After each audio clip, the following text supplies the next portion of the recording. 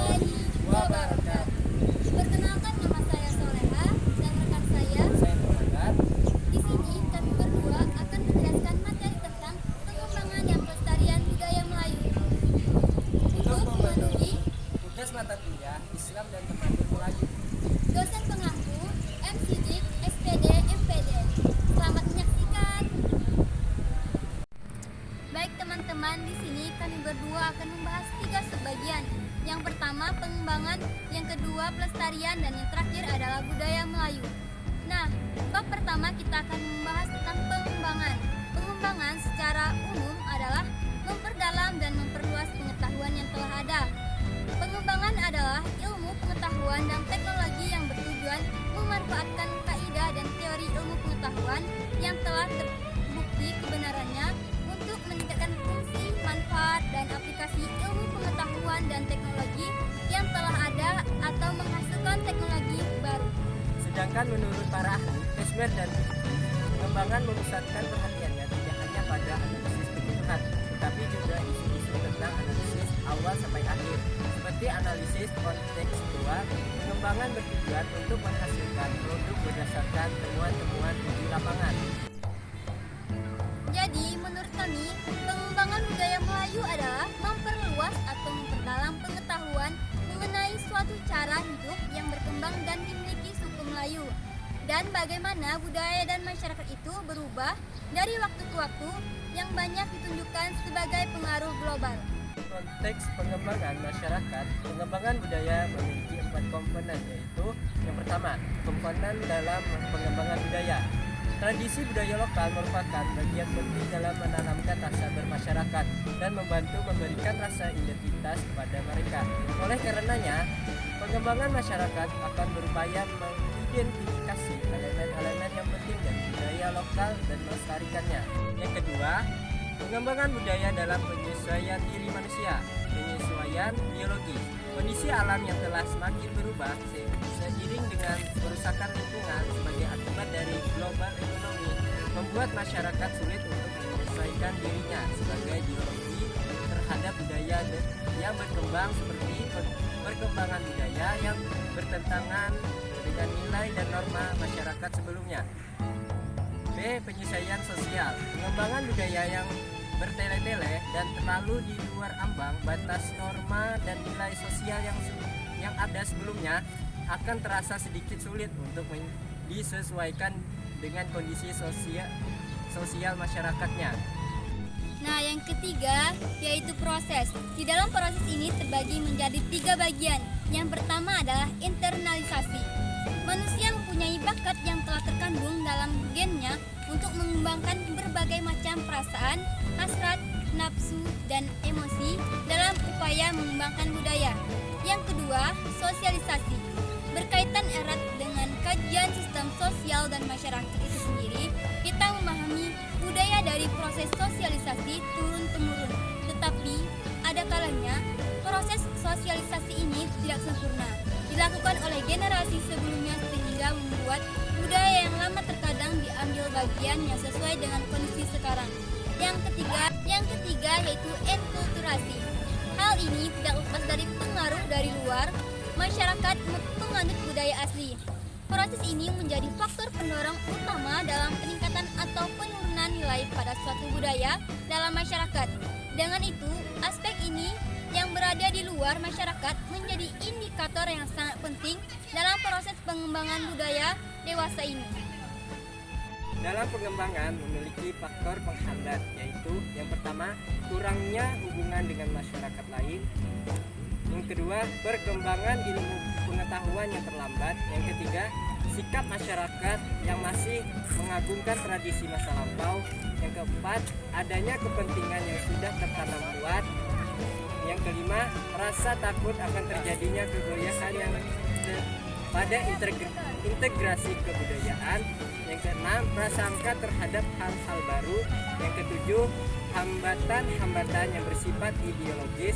Yang kedelapan, adat. Untuk bagian yang kedua yaitu pelestarian. Pelestarian dalam kamus bahasa Indonesia berasal dari kata dasar lestari yang artinya adalah tetap selama-lamanya, tidak berubah. Kemudian kebudayaan awalan P dan akhiran an artinya digunakan untuk menggambarkan sebuah proses atau upaya. Jadi, berdasarkan kata kunci lestari ditambah awalan P dan akhiran an, maka yang dimaksud pelestarian adalah upaya untuk membuat suatu tetap selama-lamanya tidak berubah. Bisa pula diidentifikasikan sebagai upaya untuk mempertahankan suatu supaya tetap sebagaimana adanya. Unsur-unsur budaya secara umum berdasarkan dari beberapa unsur budaya yang dikemukakan oleh para ahli, maka dapat ditarik kesimpulan bahwa unsur-unsur kebudayaan adalah sebagai berikut. Yang pertama, perilaku-perilaku tertentu. 2. Gaya berpakaian. 3. Kebiasaan-kebiasaan. Dan 4. Adat istiadat. Materi selanjutnya yaitu ciri-ciri budaya. Ada berapa sih ciri-cirinya? Ciri-ciri yang pertama adalah budaya bersifat selektif, mempresentasikan pola-pola perilaku, pengalaman manusia yang jumlahnya terbatas. Yang kedua, budaya dapat disampaikan dari orang ke orang, dari kelompok ke kelompok, dan dari generasi ke generasi. Yang ketiga, entosentrik, yaitu menganggap budaya sendiri sebagai yang terbaik atau standar untuk menilai budaya lain.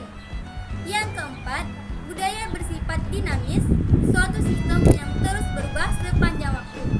Yang kelima, berbagai unsur budaya saling berkaitan. Dan yang keenam, budaya bukan bawaan tetapi dipelajari. Dan yang terakhir adalah budaya berdasarkan simbol. Selanjutnya, komponen kebudayaan.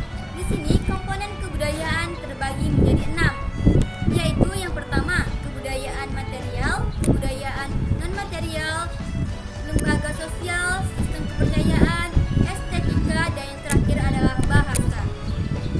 Jadi selanjutnya, konsep kebudayaan berlawanan dengan teori adaptasi tentang budaya yang beraneka ragam adalah sejumlah ahli teori yang melihat budaya sebagai sistem ideasional. Teori ini adalah teori yang dipegang oleh Casey dalam setiap materinya.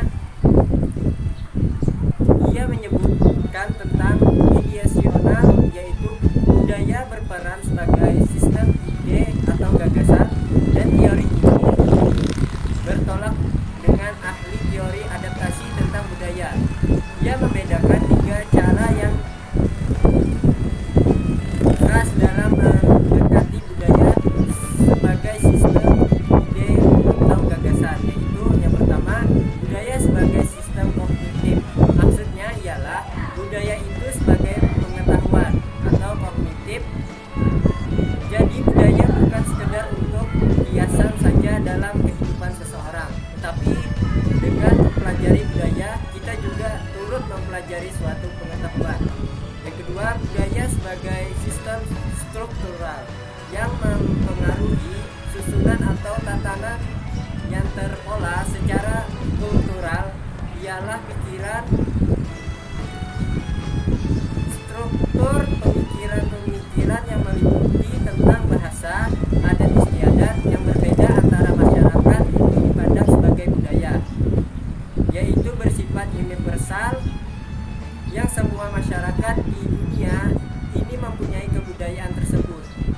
Daripada sistem budaya yang bersifat lokal, oleh karena itu setiap budaya pada masing-masing masyarakat berbeda di seluruh dunia, karena pikiran mereka yang menyebabkan kebudayaan itu berbeda satu sama lain. Menurut Levi Strauss, memandang budaya sebagai sistem simbolik yang dimiliki bersama dan merupakan ciptaan pikiran secara kumulatif. Yang ketiga, yang terakhir, kebudayaan sebagai sistem simbolik. Kebudayaan adalah dengan memandang kebudayaan setiap sistem, makna, dan simbol yang